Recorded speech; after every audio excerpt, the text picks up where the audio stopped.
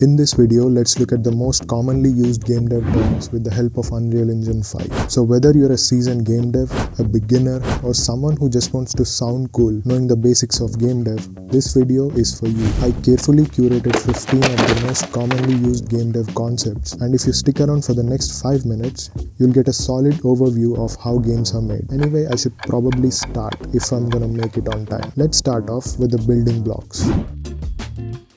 A scene is like a space, a world where the game takes place. It can be 2D, 3D. Morning, Arthur. No, not 4D, at least not yet. We can look around through the camera, which can be programmed to suit our needs. The scene contains all of the game objects, and while we're at it, Gameobject, or in Unreal's case, actor, is anything which can be placed within our scene. The tree, the ground, the sky, or even our player is an actor. Components give your game object some functionality. Let's take an example. A ball. When I just place it in my scene and press play, well, nothing happens. That's because it has only a static mesh component. But when I put a physics component on it, an asset is any resource that your game uses, like a 2D sprite, a 3D model, sounds, textures, animations, etc. Big studios have several people working only on making assets, and later they are incorporated into the game. We are entering into the appearance and visuals group, and let's start off by materials. To understand materials, let's look at textures. A texture is basically an image wrapped around a model, but a material defines the overall appearance of the surface of the model, like color, glossiness, reflectivity, and many more. And a material may contain one simple color or many textures, and one of those textures could be a normal map.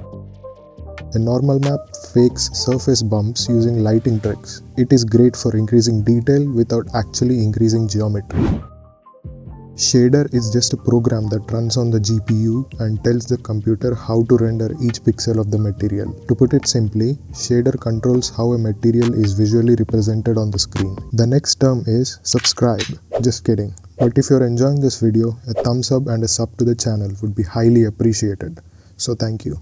Now let's get into the logic and behavior part, and the bread and butter of this is scripting. Scripting defines the behavior, to make things do stuff when we press buttons. In Unreal Engine, this can be done using C++. Unity uses C#, Godot uses its own scripting language. However, Unity and Unreal also use node-based scripting tools called visual scripting.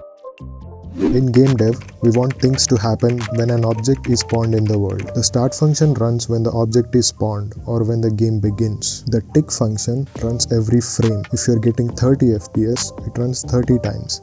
If you're getting 60, it runs 60 times.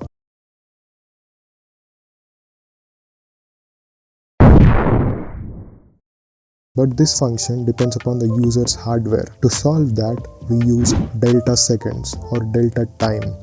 This is the time between the frames. Generally, game devs multiply the contents within the tick function with this DeltaSeconds to make it smooth regardless of frame rate. A Raycast is like firing an invisible laser, and when the laser hits something, you can access that object and deal damage, maybe blow it up and all of that stuff. Most of the competitive FPS titles use this. Now we are entering into the ancient art of optimization and intelligence, LOD. A 3D model is made with different level of details. When it is far away from the player, the lower detail LOD is placed to improve performance.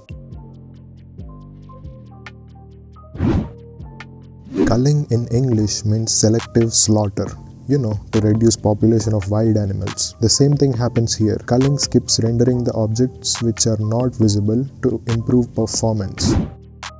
A NavMesh is a walkable map for AI. It helps objects find ways around obstacles. This is especially helpful for NPCs to move around. So yeah, those are the most commonly used terms in games and game dev. Now you have a solid fundamental overview about game dev. And if you want to know more about game dev, I would highly recommend my video on how Unreal Engine works under the hood. You can build upon your current understanding. I'll see you there. Until next time.